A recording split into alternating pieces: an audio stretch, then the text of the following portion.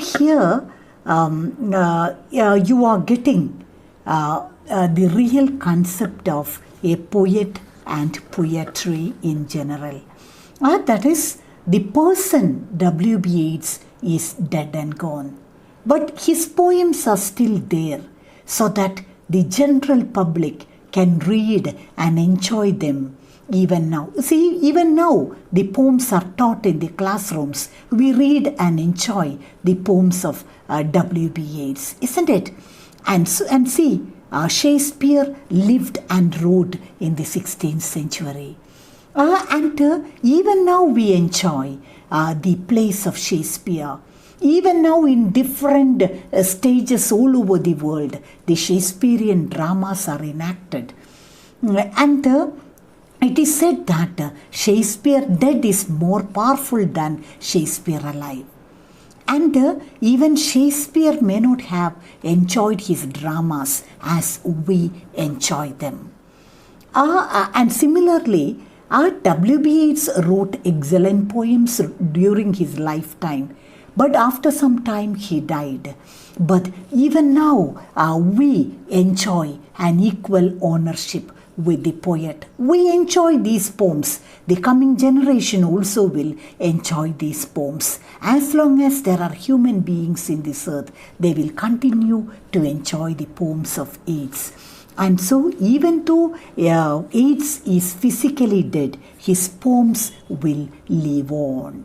You see, that is the difference between the art and the artist. See, the permanence of art over human nature is a favorite theme with all these great poets. That is, art is permanent, but we human beings, our life is transient, short-lived. See, a painter makes a beautiful painting. After some years, he dies, but the painting remains as such. And so, the painting will survive even centuries. And so, who is superior? Art is superior to human life. Man boasts and we feel that we are the crown of God's creation, okay? But remember, our life in this earth is transient. It's short-lived. See, and so that is the point that is explained here. And then an afternoon of nurses and rumors. And so that evening, Yeats died. He was in the hospital and the room was full of nurses and doctors. But the rest of the world continued as usual. Even the people who enjoyed his poems, they are not very much affected by his death. Then the provinces of his body revolted. The squares, meaning the different parts of the mind, were empty. Silence invaded the suburbs, the outlying parts. The current of his feeling failed. And see, here you will see a metaphysical conceit. A dying W.B. Yeats is compared to an emperor. Different parts of his body are the provinces of his empire, which refuse to follow the will of the emperor. You got it? A very important image. A metaphysical conceit is there in this line, in this comparison. That is, dying W.B. Yeats is compared to an emperor. Understood? Dying person, that is Yeats, is compared to an emperor. And the different parts of the body, it is compared to the different parts of the empire. And at the time of his death, Yeats cannot control the different parts of his body. Finally, he became dead. And so the different parts of his body are the provinces of his empire which refused to follow his will.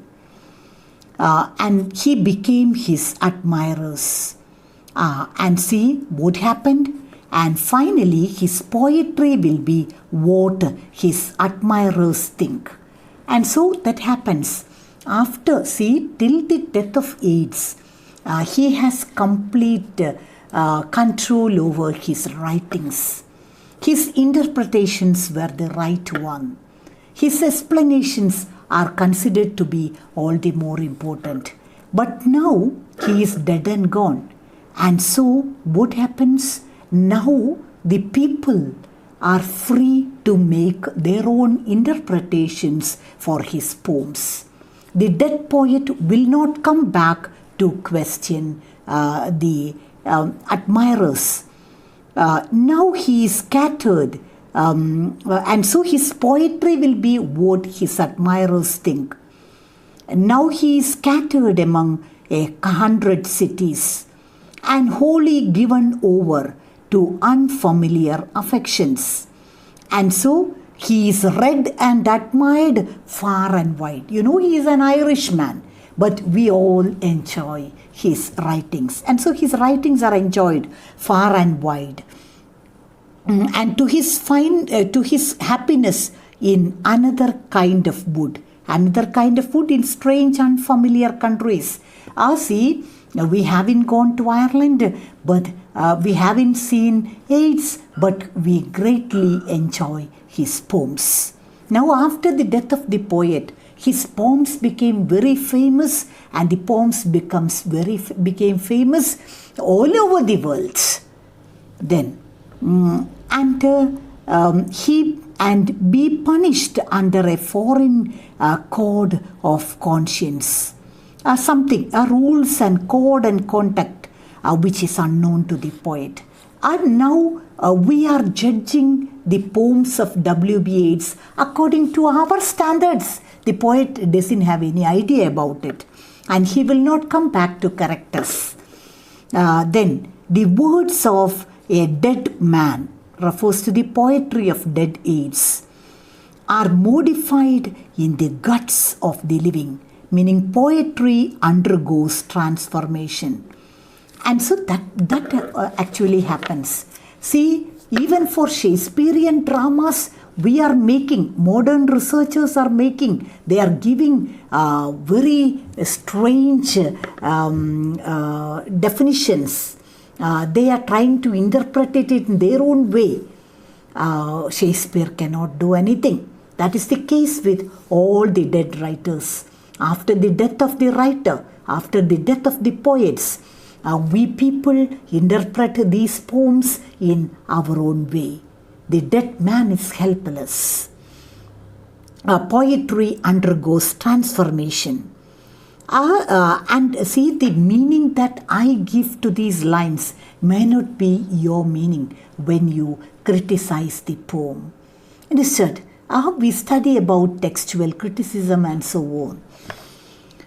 And but in the importance and noise of tomorrow, that is, world will continue as usual. When the brokers are roaring like bees on the floor of BOS, the business exchange. See, in the share market, even the business is going on. Again, coming back to the dead poet.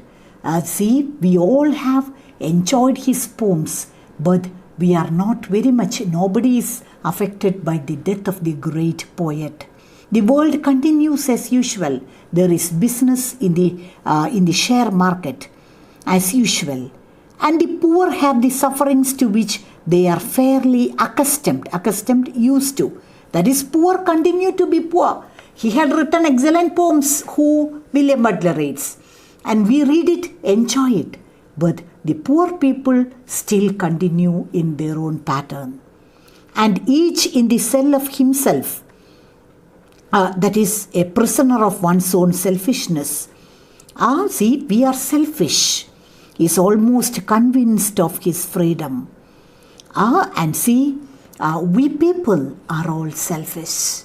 We continue to be selfish. We read the great poems of W.B. Yeats, but we people continue to be selfish.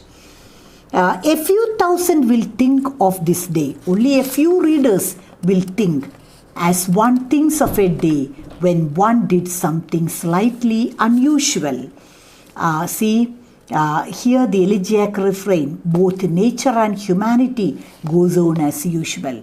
Usually in elegies you will see that the world becomes stunned, the whole world becomes silent, shocked. They cannot come out of the shock. But here the poet says that the world had started forgetting the person W.B. Yeats, even though they enjoy his poems. And so only a few people consider his death as of having some significance. What instruments we have agree the day of his death was a dark, cold day. That is called an elegiac refrain. The same idea as in stanza 1, section 1 is repeated. Oden says that, however, it was a dark, cold day when the great poet became dead and cold. The nature also was very cold. And it was dark, indicating the loss of hope. And then coming to session 2. The first idea, that is the nature became cold, hearing the shocking news of the death of W.B. Yeats. It is carried to the last line of the session also. Now coming to session 2. Here again he discusses about poets, poetry, art in general. And again he says that a very realistic rendering is given. Oden says that Yeats is not an unusual personality. He was also having his own weaknesses, like you and me. That is session 2. You were silly like us, meaning you are also like us. We people are not perfect. We are not 100% perfect. We have our own follies and foibles, our own frailties and weaknesses. Yeats also had it. Your gift survived it all.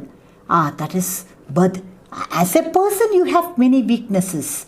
But your poetry is excellent. It will continue to live. The parish of rich women, that is, Yeats had connection with writers and rich women, influential ladies like Lady Gregory, Olivia Shakespeare and so on. They are referred here. And see, physical decay, yourself. And so, old age, death, decay. All these things are applicable for the poet also. See, even though Yeats is a great poet, he is not. He also had to suffer the weaknesses of old age, death and so on.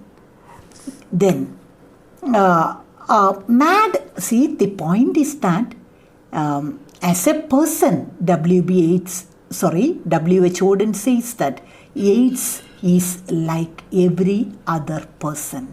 He also had his own plus points and negatives.